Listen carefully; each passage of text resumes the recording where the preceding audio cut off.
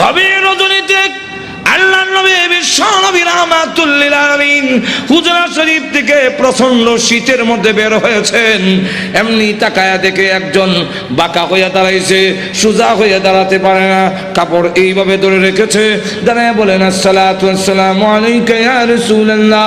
আল্লাহ নবী বলেন, কে রে তুমি এত গভীর রজনীতে আমাকে সালাম দিচ্ছ? আল্লাহ নবী যেই মাত্র জিজ্ঞাসা করলেন, উনি ডাক দিয়ে, হুজুর আপনি কি আমাকে চিনতে পারেন নাই? আমি আব্দুল্লাহ। আল্লাহর নবী বলেন, কোন আব্দুল্লাহ? ওগো নবীজি, কিছুদিন আগে ইসলাম ধর্ম গ্রহণ করেছি। আমার নাম ছিল আব্দুল উজ্জা, আমি আপনার নামটা পরিবর্তন করে আব্দুল্লাহ রেখেছেন, আমি সেই আব্দুল্লাহ।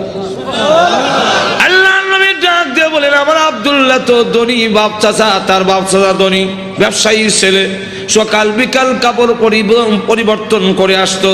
আজকে তো দেখা যায় গায়ে কাপড় নাই, একটা কাপড়ের টুকরা পরিধান করা, সোজা হয়ে দাঁড়াতে পারে না, তার লজ্জাস্থান খালি হয়ে যায়, হাত দিয়ে ধরে রাখছে কোনো রকমে কাপড়ের টুকরা।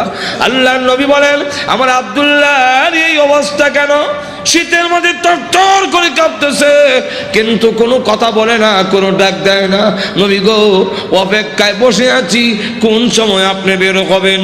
আপনার নুরানি চেহারা যদি এক নজর দেখতে পারি, তাহলে আমার অন্তরে আর কোনো দুঃখ থাকবে না।